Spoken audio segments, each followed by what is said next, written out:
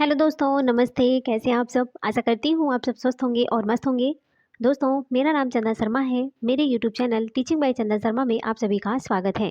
तो दोस्तों, आज मैं बात करने वाली हूँ सीटेट 7 जुलाई को जो एग्ज़ाम है, उसके लिए हिंदी पेडागोजी के लिए हम मोस्ट इंपॉर्टेंट क्वेश्चन आंसर लेकर आए हैं। तो आप लोग इस वीडियो में लास्ट तक बने रहिएगा और ज़्यादा से ज़्यादा लोगों को शेयर कीजिएगा, ठीक है? हिंदी पेडागोजी की मोस्ट इंपॉर्टेंट क्लास है। यहाँ सारे क्वेश्चन हम प्रीवियस ईयर लेकर आए हैं, तो बहुत ज़्यादा इंपॉर्टेंट है।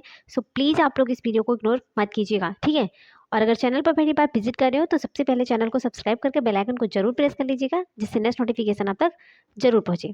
चलिए तो चलते हैं फटाफट अपने क्वेश्चन की तरफ। दोस्तों, चलते हैं फटाफट अपने क्वेश्चन की तरफ, ठीक है? देख सकते हैं स्क्रीन पर मेरा पहला क्वेश्चन है। मेरा फर्स्ट क्वेश्चन है, एक भाषा अध्यापक अंग्रेजी में कहानी सुनाती है।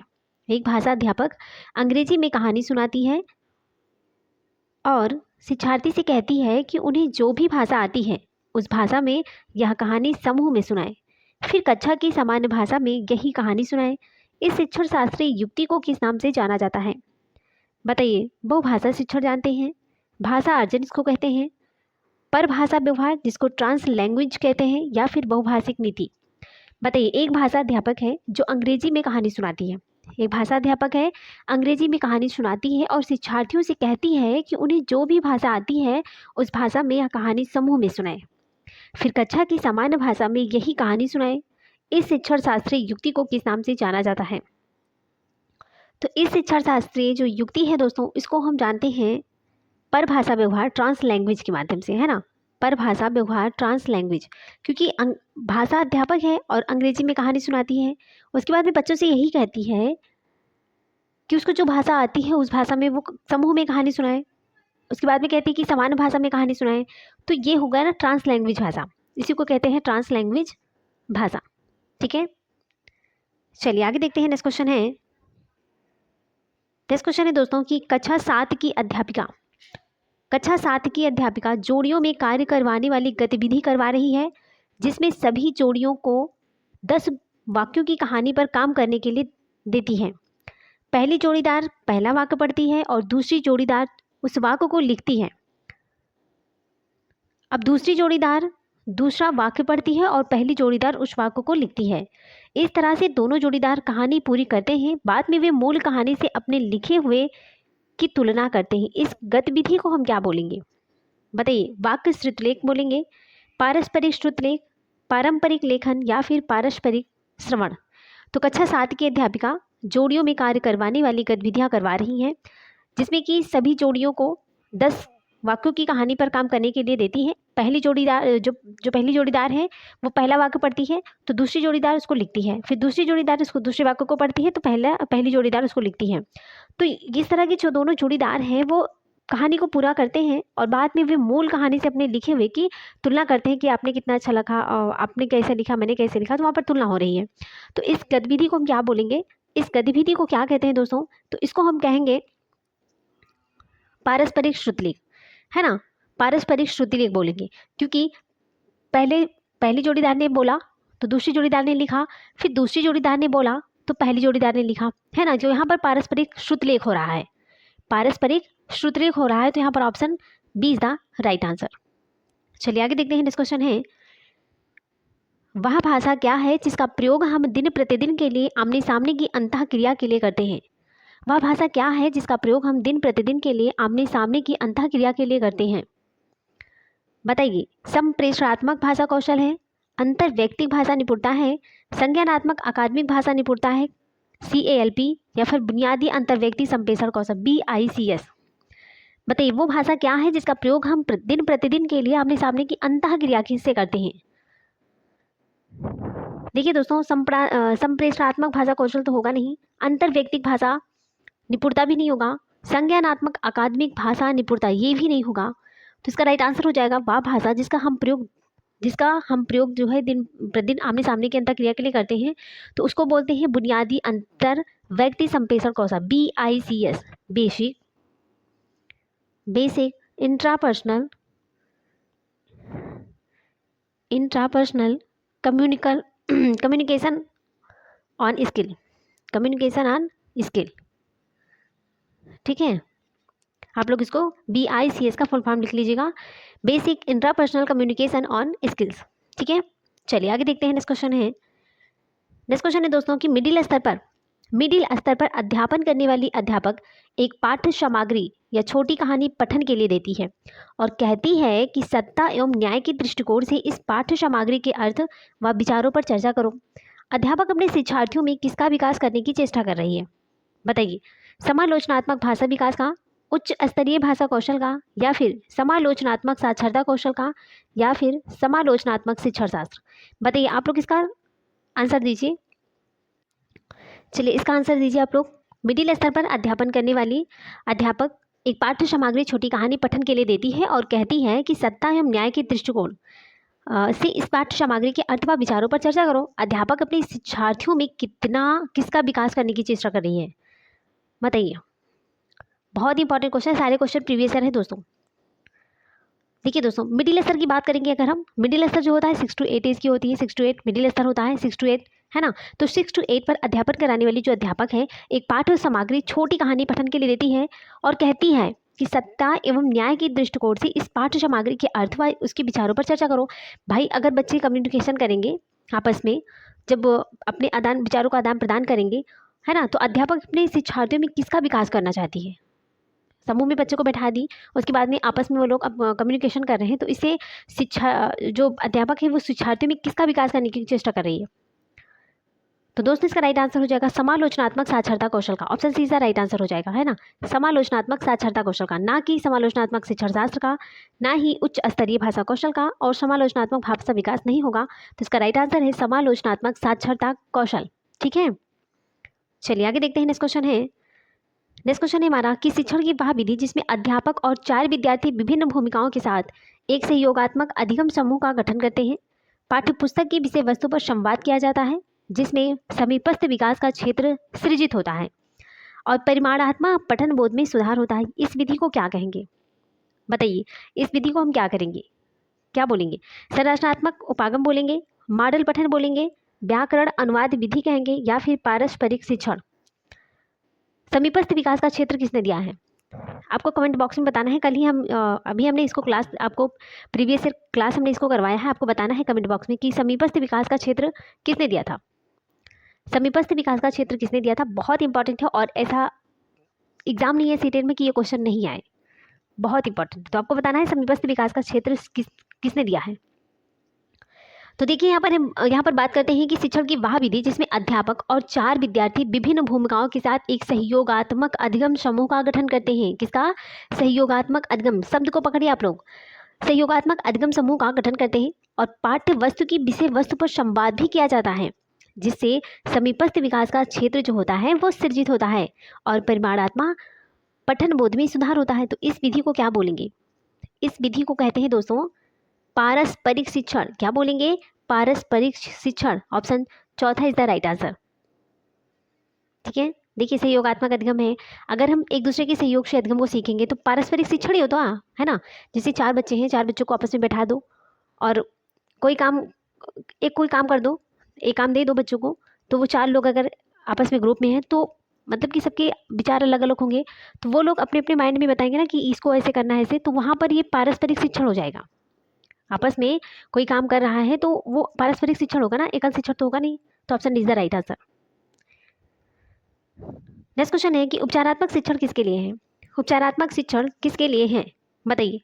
उन शिक्षार्थियों और अध्यापकों के लिए जिन्हें अपने शिक्षण अधिगम युक्तियों को समझने और बदलने सुधार लाने की जरूरत है, या फिर उन शिक्षार्थियों और अध्यापकों के लिए जो भाषा की परीक्षा में अधिक अंक लाना चाहते हैं। नेक्स्ट ऑप्शन है दोस्तों उन शिक्षार्थियों के लिए जिन्हें भाषा अधिगम के कुछ आयामों पर ध्यान देने की आवश्यकता है, या फिर उन अध्यापकों के लिए जिन्हें भाषा सीखने वाले कुछ विद्यार्थियों के लिए अपने शिक्षण में सुधार की जरूरत है। बताइए इसका राइट आंसर क्या हो जाएगा? बताइए दोस्तों इसका राइट आंसर क्या हो जाएगा? देखिए उपचारात्मक शिक्षण किसके लिए है?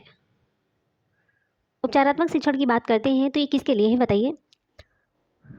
देखिए दोस्तों उपचारात्मक शिक्षण ये उन शिक्षार्थियों और अध्यापकों के लिए जिन्हें अपने शिक्षण या अधिगम युक्तियों को समझने और बदलने या फिर सुधार लाने की आवश्यकता है, उसी को उपचारात्मक शिक्षण कहते हैं। Option A is the right answer.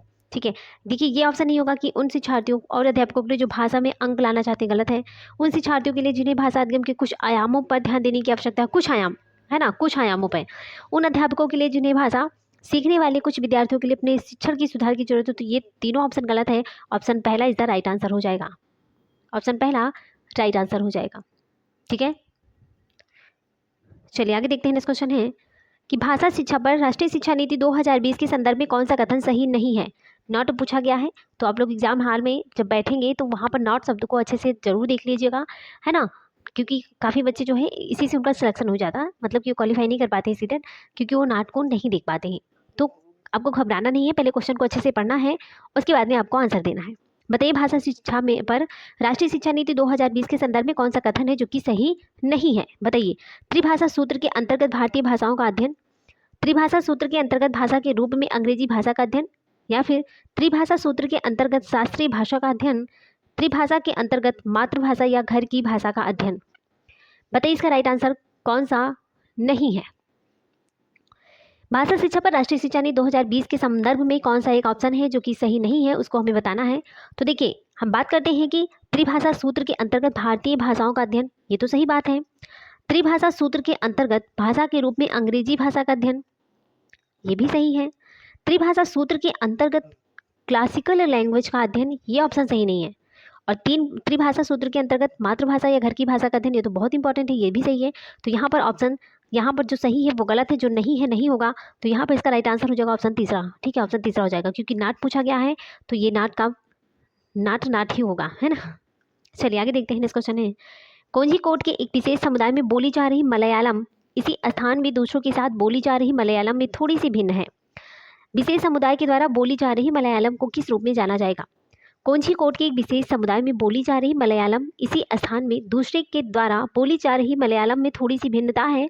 विशेष समुदाय वाली बोली जा रही मलयालम को किस रूप में जाना जाएगा। बताइए, मलयालम की सामाजिक बोली के रूप में, ये दो भिन्न भिन्न भाषाएं हैं, या फिर मलयालम के दो प्रकार हैं, या फिर मलयालम की क्षेत्रीय बोली।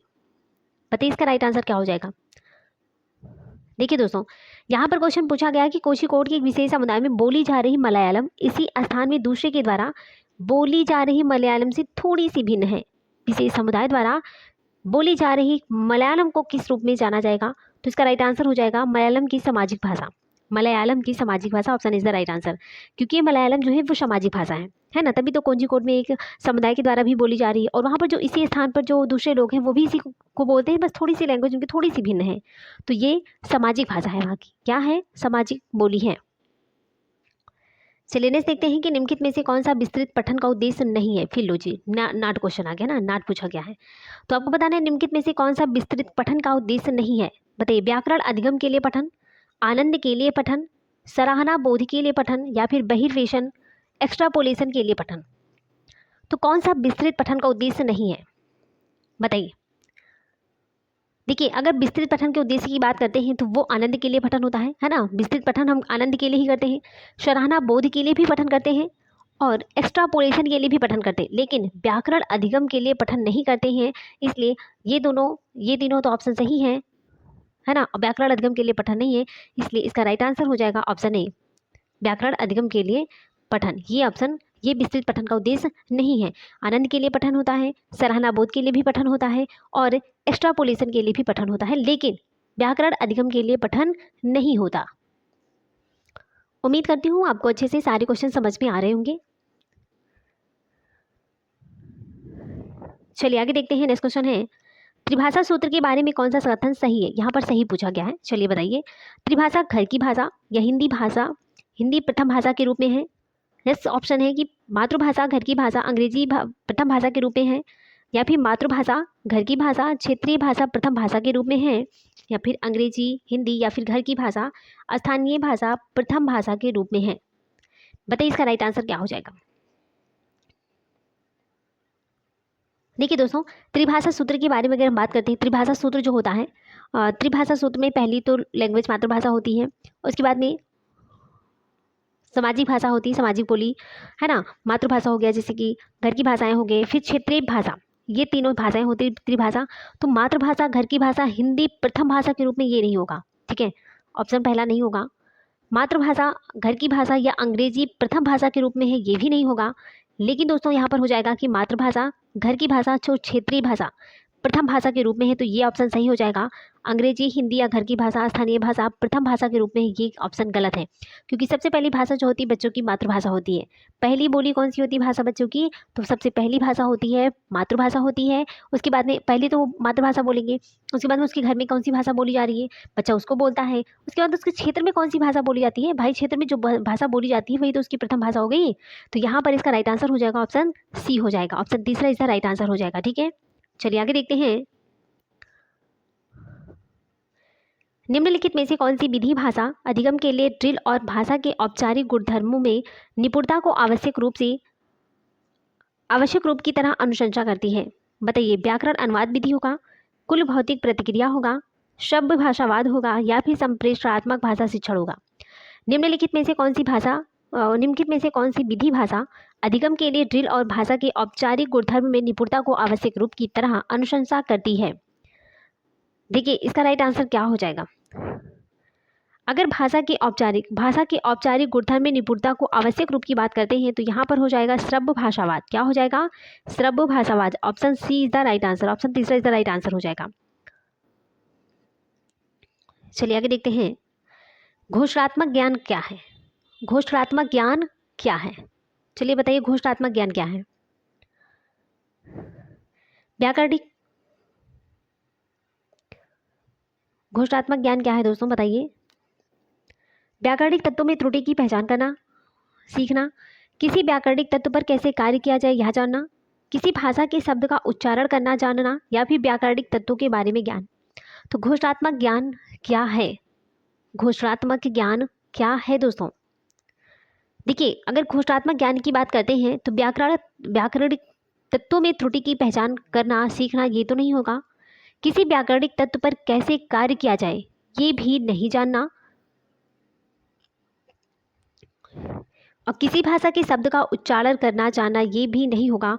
व्याकरणिक तत्वों के बारे में जानना है ना, घोषणात्मक जो ज्ञान होता है इसका मेनली उद्देश्य ये होता है कि व्याकरणिक तत्वों के बारे में जानना, ठीक है। Option D is the right answer, option D is the right answer हो जाएगा। चलिए नेक्स्ट क्वेश्चन पे बात करते हैं। परभाषा व्यवहार ट्रांस लैंग्वेज क्या है, बताइए। बहुत इंपॉर्टेंट, सारे क्वेश्चन इंपॉर्टेंट है दोस्तों, प्रीवियस ईयर है। तो बताइए परभाषा व्यवहार जिसको हम ट्रांस लैंग्वेज क्या है। ऑप्शन ए है, एक कक्षा में एक से अधिक भाषाओं को संसाधन के रूप में इस्तेमाल करने की शिक्षण शास्त्रीय प्रक्रिया है। विद्यालय में कितनी भाषाएं पढ़ानी चाहिए ये इस मुद्दे पर शिक्षा नीति में भाषा है, या फिर भाषाओं के शिक्षण अधिगम के दौरान एक भाषा से दूसरी भाषा में व्यवहार करने से संबंधित है, या फिर भाषाएं किस तरह से एक समय अवधि के दौरान अपना रूप बदलती हैं। बताइए परभाषा व्यवहार क्या है, परभाषा व्यवहार क्या है। देखिए परभाषा व्यवहार की बात करते हैं ट्रांस लैंग्वेज के बारे में। तो ट्रांस लैंग्वेज जो होता है वो एक कक्षा में एक से अधिक भाषाओं को संसाधन के रूप में इस्तेमाल करने की शिक्षण शास्त्रीय प्रक्रिया होती है। विद्यालय में कितनी भाषाएं पढ़ानी चाहिए इस मुद्दे पर शिक्षा नीति में भाषा है, ये ऑप्शन नहीं होगा। भाषाओं के शिक्षण अधिगम के दौरान एक भाषा से दूसरी भाषा में व्यवहार करने से संबंधित है, ये भी नहीं होगा। भाषाएं किस तरह से एक समय अवधि के दौरान अपना रूप बदलती है, भाषा एक समय अवधि के लिए अपना रूप तो कभी नहीं बदलती है। तो इसलिए ऑप्शन चौथा भी गलत हो जाएगा, ऑप्शन पहला इज द राइट आंसर हो जाएगा। ट्रांस लैंग्वेज क्या होता है, तो एक कक्षा में एक से अधिक भाषाओं को संसाधन के रूप में इस्तेमाल करना शिक्षण शास्त्रीय प्रक्रिया होती है, इसी को हम ट्रांस लैंग्वेज बोलते हैं। उम्मीद करती हूँ आपको अच्छे से समझ में आ गया होगा। चलिए नेक्स्ट क्वेश्चन पे बात करते हैं दोस्तों। नीचे दिए गए प्रश्न को पढ़े, पता करें कि यहाँ प्रश्न किस प्रारूप टाइपोलॉजी का है। बताइए, देखिए प्रश्न को हम पढ़ते हैं।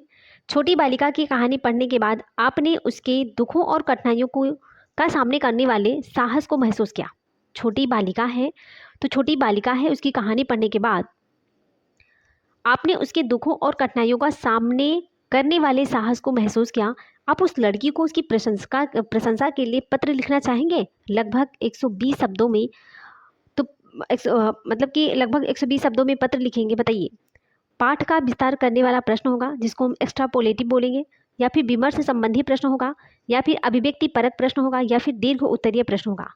बताइए देखिए एक प्रारूप दिया गया है, टाइपोलॉजी है, तो उसको हम एक क्वेश्चन इसको हम पढ़ते हैं कि छोटी बालिका की कहानी पढ़ने के बाद आपने उसके दुखों और कठिनाइयों का सामने करने वाले एहसास को महसूस किया। अब उस लड़की को उसकी प्रशंसा के लिए पत्र लिखना चाहेंगे लगभग 120 शब्दों में। तो पत्र कैसे लिखेंगे? पाठ का विस्तार करने वाले के लिए इस टाइप में लिखेंगे, पाठ का विस्तार करने वाला प्रश्न लिखेंगे, या फिर विमर्श संबंधी प्रश्न लिखेंगे, अभिव्यक्ति परक प्रश्न लिखेंगे, या फिर दीर्घ उत्तरीय प्रश्न लिखेंगे। बताइए आप कैसे प्रश्न लिखेंगे? तो दोस्तों इसमें हम जो प्रश्न लिखेंगे, मतलब उसके लिए जो शब्द लिखेंगे वो पाठ का विस्तार करने वाला प्रश्न लिखेंगे, मतलब कि एक्स्ट्रापोलेटिव, है ना। Option is the right answer, extrapolative. विमर्श संबंधी प्रश्न तो लिखना नहीं है, विचार विमर्श करना है तो उस विमर्श पर प्रश्न लिखे, ये तो होगा नहीं। अभिव्यक्ति परक, ये भी नहीं होगा, ये अभिव्यक्ति परक है। दीर्घ उत्तरीय प्रश्न, ऐसा भी नहीं है कि दीर्घ उत्तरीय हमें 120 शब्दों में लिखना है, तो पाठ का विस्तार करने वाले प्रश्न को लिखेंगे जो एक्स्ट्रापोलेटिव हो, ठीक है। तो यहाँ पर इसका राइट आंसर हो जाएगा पहला, option is the right answer हो जाएगा। बहुत इंपॉर्टेंट क्वेश्चन है, वहाँ पर एग्जाम हॉल में आपकी खोपड़ी घूम जाएगी, इसलिए प्लीज़ आप लोग अच्छे से हर एक क्वेश्चन को समझिए कि सीबीएसई क्वेश्चन कैसे पुटअप करती है, आपको ये समझना है। चलिए आगे देखते हैं। निम्नलिखित में से त्रिभाषा सूत्र के संबंध में कौन सा कथन सही है? त्रिभाषा सूत्र के संबंध में कौन सा संबंध है, कौन सा कथन है जो कि सही है? बताइए। सभी बच्चे अपनी विद्यालयी शिक्षा राजभाषा हिंदी में शुरू करते हैं और 10वीं पूरी करने तक कम से कम 2 और भाषाएं सीखते हैं। चलिए आगे ऑप्शन भी देख लेते हैं। सभी बच्चे अपनी विद्यालयी शिक्षा मातृभाषा या फिर घर की भाषा में शुरू करते हैं और 10वीं पूरी करने तक कम से कम 2 और भाषाएं सीखते हैं। आगे ऑप्शन देखते हैं। सभी बच्चे अपनी विद्यालयी शिक्षा अंग्रेजी माध्यम घर की भाषा में शुरू करते हैं और 10वीं पूरी करने तक कम से कम 2 और भाषाएं सीखते हैं। नेक्स्ट है ऑप्शन है कि सभी बच्चे अपनी विद्यालयी शिक्षा अपने राज्य की भाषा में शुरू करते हैं और 10वीं पूरी करने तक कम से कम 2 और भाषाएं सीखते हैं। तो बताइए यहाँ पर इसका सही ऑप्शन क्या हो जाएगा? त्रिभाषा सूत्र के संबंध में कौन सा ऑप्शन है जो कि सही है? देखिए दोस्तों, यहाँ पर बात करेंगे कि सभी बच्चे अपनी विद्यालयी शिक्षा राजभाषा हिंदी में शुरू करते हैं। सभी बच्चे जो अपनी विद्यालयी भाषा होती है वो राजभाषा में नहीं शुरू करते, तो यहाँ पर ये ऑप्शन गलत हो गया। नेक्स्ट देखते हैं कि सभी बच्चे अपने विद्यालयी शिक्षा मातृभाषा या फिर घर की भाषा से शुरू करते हैं और 10वीं पूरी करने तक कम से कम वो 2 और भाषाएं सीखते हैं। ये ऑप्शन तो सही लग रहा है। चलिए ऑप्शन और भी देख लेते हैं। सभी बच्चे अपने विद्यालयी शिक्षा अंग्रेजी माध्यम, ऐसा तो नहीं है कि अंग्रेजी माध्यम या घर की भाषा से शुरू करते हैं और 10वीं पूरी करने से कम, ये भी ऑप्शन गलत है। सभी बच्चे अपनी विद्यालयी शिक्षा अपने राज्य की भाषा पहले शुरुआती बच्चे में कोई बच्चा अपने राज्य की भाषा थोड़ी ना बोलता है, वो तो पहले अपनी मदर टंग यूज करता है। सभी बच्चे जो होते हैं अपनी जो विद्यालय में जाते हैं विद्यालय शिक्षा ग्रहण करने, तो पहले तो वो मदर टंग को यूज करते हैं। ऐसा तो है नहीं कि वो मदर टंग को यूज नहीं करते, है ना। तो वो मदर टंग को यूज करते हैं, ठीक है दोस्तों। चलिए आगे देखते हैं। तो यहाँ पर ऑप्शन दूसरा सही हो जाएगा, option B is the right answer हो जाएगा, ठीक है। चलिए यहाँ एक ऐसी स्थिति दी जा रही है जहाँ विद्यार्थियों को विषय के प्रति समझ बनाने के लिए विषय को विपरीत वाले दृष्टिकोण से परिचित करवाया जा रहा है। इस प्रक्रिया द्वारा विद्यार्थियों में किसके विकास का प्रयास किया जा रहा है? समालोचनात्मक साक्षरता, साक्षरता विकास, समालोचनात्मक विश्लेषण या फिर प्रक्रिया आधारित शिक्षण शास्त्र? बताइए इसका राइट आंसर क्या हो जाएगा? इसका राइट आंसर क्या हो जाएगा दोस्तों? आपको बताना है इसका राइट आंसर क्या हो जाएगा, बताइए।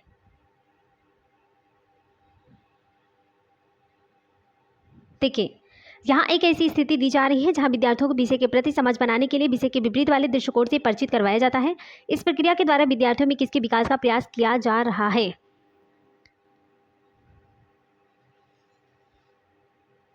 बताइए दोस्तों इसका राइट आंसर क्या हो जाएगा?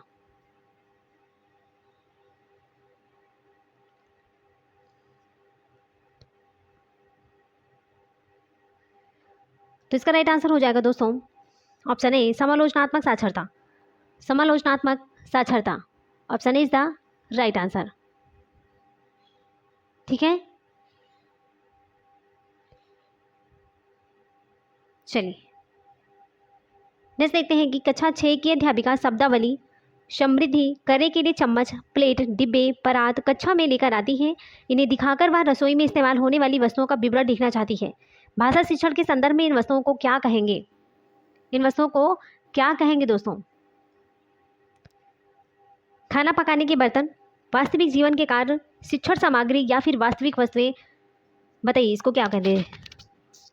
कक्षा छाछ की अध्यापिका शब्दावली समृद्धि करने के लिए चम्मच, प्लेट, डिब्बे, परात कक्षा में लेकर आती है और इन्हें दिखाकर वह रसोई में इस्तेमाल होने वाली वस्तुओं का विवरण लिखना चाहती है। भाषा शिक्षण के संदर्भ में इन वस्तुओं को क्या कहेंगे? बहुत इजी क्वेश्चन है, इंपॉर्टेंट है दोस्तों। तो उसको हम क्या बोलेंगे? वास्तविक वस्तुएं बोलेंगे, है ना, रियल वस्तुएं बोलेंगे ना, तो option D is the right answer. खाना पकाने के बर्तन नहीं होगा, वास्तविक जीवन के कार्य भी नहीं होगा, शिक्षण सामग्री, तो यहाँ पर वास्तविक वस्तुएं, रियलिटी, है ना, जो रियलिटी है उसको हम बताएंगे। इसलिए अध्यापिका जो होती है वो बच्चों को शब्दावली या समृद्धि लिख करने के लिए चम्मच, प्लेट, डिब्बे, परात ये सब लेकर आती है, दिखाती है, जिससे कि बच्चा देखकर जल्दी से सीखेगा, है ना। बच्चे देखकर जल्दी सीखते हैं। चलिए आगे देखते हैं। सामाजिक विज्ञान की कक्षा में शिक्षार्थी कक्षा में दिया जा रहा है वक्तव्य में मुख्य बिंदु समझने की कोशिश कर रहे हैं और मुख्य बिंदु लिख रहे हैं। इस कौशल को क्या कहेंगे? इस कौशल को लेखन कौशल बोलेंगे, संज्ञानात्मक कौशल बोलेंगे, अध्ययन कौशल बोलेंगे या फिर श्रवण कौशल। तो सामाजिक विज्ञान की कक्षा में शिक्षार्थी कक्षा में दिए जा रहे वक्तव्य से मुख्य बिंदु समझने की कोशिश कर रहे हैं और मुख्य बिंदु लिख रहे हैं। इस कौशल को हम क्या कहेंगे? इस कौशल को क्या कहेंगे दोस्तों? तो देखिए, सिंपल सी बात है दोस्तों, सामाजिक विज्ञान की कक्षा में शिक्षार्थी कक्षा में दिया जा रहा वक्तव्य है, वक्तव्य से मुख्य बिंदु समझने की कोशिश कर रहे हैं और मुख्य बिंदु लिख भी रहे हैं। तो इस कौशल को लेखन कौशल नहीं कहेंगे, संज्ञानात्मक कौशल कहेंगे, अध्ययन कौशल या फिर श्रवण कौशल। तो इसका राइट आंसर हो जाएगा दोस्तों, इसको हम अध्ययन कौशल बोलेंगे। क्या बोलेंगे? अध्ययन कौशल। क्योंकि देखिए सामाजिक विज्ञान की कक्षा है और इसमें शिक्षार्थी जो होते हैं वो कक्षा में जो वक्तव्य दिए गए हैं उसमें से जो मुख्य बिंदु है उसको समझने की कोशिश कर रहे हैं, जो इंपॉर्टेंट फैक्ट है ना उसी को वो समझने की कोशिश कर रहे हैं और उसी को लिख रहे हैं। तो ये अध्ययन कौशल होगा, ना कि लेखन कौशल होगा। संज्ञानात्मक कौशल भी नहीं होगा और श्रवण कौशल, ऐसा तो है नहीं कि वो सिर्फ सुन ही रहे हैं तो श्रवण कौशल होगा, है ना। वो सुन और लिख तो दोनों रहे, लेकिन समझ के तो वो अध्ययन कर रहे हैं, पहले उसको जो की पॉइंट है उसको नोट डाउन कर रहे हैं। ऐसा तो है नहीं कि पूरा जो मैम बच रही है, मैम है या टीचर है, सर है, जो मतलब कि जो पढ़ा रहे हैं वो सारे फैक्ट बोलते जा रहे हैं, उसको बच्चे छापते जा रहे हैं, ऐसा तो है नहीं। वो अध्ययन करके तब उसको, उनका अध्ययन कौशल हो रहा है, स्टडी स्किल। ओके, चलिए आगे देखते हैं। नेक्स्ट क्वेश्चन है, अधिगम प्रतिफल शिक्षार्थियों को समर्थ बनाती है। अधिगम प्रतिफल शिक्षार्थियों को समर्थ बनाते हैं। सभी कौशलों के अधिगम के न्यूनतम स्तरों को प्राप्त करना, भाषागत तथ्यों को मापन के संदर्भ में प्राप्त करना, व्याकरणिक ज्ञान को मापन के संदर्भ में प्राप्त करना या फिर दक्षताओं को मापन के संदर्भ में प्राप्त करना। बताइए, अधिगम प्रतिफल शिक्षार्थियों को सामर्थ्य बनाते हैं। अधिगम प्रतिफल शिक्षार्थियों को सामर्थ्य कैसे बनाते हैं? देखिए दोस्तों, सभी कौशलों के अधिगम के न्यूनतम स्तरों को प्राप्त करना, ये तो नहीं होगा, न्यूनतम स्तर तो होगा ही नहीं। भाषागत तथ्यों को मापन के संदर्भ में, मापन शब्द जो आज है वो ऑप्शन गलत है। व्याकरणिक ज्ञान को मापन के संदर्भ में प्राप्त करना, ये भी नहीं होगा। दक्षताओं को मापन के संदर्भ में प्राप्त करना, तो यहाँ पर इसका राइट आंसर हो जाएगा कि अधिगम प्रतिफल शिक्षार्थियों को सामर्थ्य कैसे बनाता है? दक्षताओं के मापन के संदर्भ में प्राप्त करना। Option D is the right answer. चलिए आगे देखते हैं। नेक्स्ट क्वेश्चन है, भाषा अधिगम के बारे में कौन सा कथन है जो कि सही है? भाषा अधिगम के बारे में कौन सा कथन है जो कि सही है? सहजात, प्रथम भाषा का ज्ञान द्वितीय भाषा के अधिगम को समर्थित करता है। प्रथम भाषा अधिगम और द्वितीय भाषा दोनों पूरी तरह से अलग अलग हैं, ऐसा नहीं होता। सहजात या प्रथम भाषा का ज्ञान द्वितीय भाषा के अधिगम में अवरोध डालता है, अवरोध तो डालेगा ही नहीं। सहजात या प्रथम भाषा के ज्ञान का द्वितीय भाषा अधिगम से कोई लेना देना नहीं, ऐसा भी नहीं होता है। तो देखिए यहाँ पर बहुत इजी क्वेश्चन है, ऐसे बच्चे पढ़ेंगे वैसे ही आंसर दे देंगे। देखिए, भाषा अधिगम के बारे में कौन सा कथन है जो कि सही है? तो सहजात या प्रथम भाषा का ज्ञान द्वितीय भाषा के अधिगम को समर्थित करता है, ये तो सही है। प्रथम भाषा अधिगम और द्वितीय भाषा दोनों पूरी तरह से अलग हैं, पूरी तरह से, ये ऑप्शन नहीं होगा। सहजात या प्रथम भाषा का ज्ञान द्वितीय भाषा के अधिगम में अवरोध डालता है, ये भी नहीं होगा दोस्तों। सहजात या प्रथम भाषा के ज्ञान का द्वितीय भाषा अधिगम से कोई लेना देना है, ऐसा तो है नहीं कि कोई लेना देना ही नहीं है। भाई प्रथम भाषा का दूसरी भाषा से लेना देना है, ऐसा तो है नहीं कि लेना देना नहीं है। तो यहाँ पर 3 ऑप्शन गलत हो गया, तो इसका राइट आंसर हो जाएगा ऑप्शन ए। क्या हो जाएगा? First option is the right answer. ठीक है, चलिए आगे देखते हैं। तो दोस्तों यहाँ पर हमारे क्वेश्चन समाप्त होते हैं। Thanks for watching. दिल से बने रहने के लिए दोस्तों अगर आप हमारे चैनल पर पहली बार विजिट करें तो सबसे पहले चैनल को सब्सक्राइब करके बेल आइकन को जरूर प्रेस कर दीजिएगा, जिससे नेक्स्ट नोटिफिकेशन आप तक जरूर पहुंचे दोस्तों। और इस सेशन को प्लीज़ आप लोग, अगर आपको लगता है कि मैंने सच्चे दिल से आपके लिए मेहनत किया है तो आप इस सेशन को लाइक कर दीजिएगा और कमेंट बॉक्स में प्यारा सा कमेंट ज़रूर डाल दीजिएगा। और जो क्वेश्चन हम पुटअप करते हैं प्लीज़ उसका आंसर ज़रूर दीजिए। और कम्युनिटी पर हम सारे क्वेश्चन को पोस्ट करते हैं, वहाँ पर आप लोग उस क्वेश्चन का आंसर ज़रूर दिया करिए, है ना, जिससे आपकी प्रिपरेशन को थोड़ा मजबूती मिलेगी। तो जो भी हम क्वेश्चन वहाँ पर डालते हैं आप उसका रिप्लाई ज़रूर दीजिए। और इस सेशन को ज़्यादा से ज़्यादा लोगों को शेयर भी कर दीजिए, जिससे दूसरों को भी बेनिफिट मिल सके इस क्लास का आनंद, ठीक है। और जो भी है जैसे है आप बताना कमेंट बॉक्स में, और जो हम क्वेश्चन पुटअप करते हैं उसका रिप्लाई देने की आप लोग कोशिश करिए, ठीक है। और बहुत लेंदी क्लास नहीं है दोस्तों, तो यहाँ पर आज हमने हिंदी पेडागोजी की क्लास करवा दी है।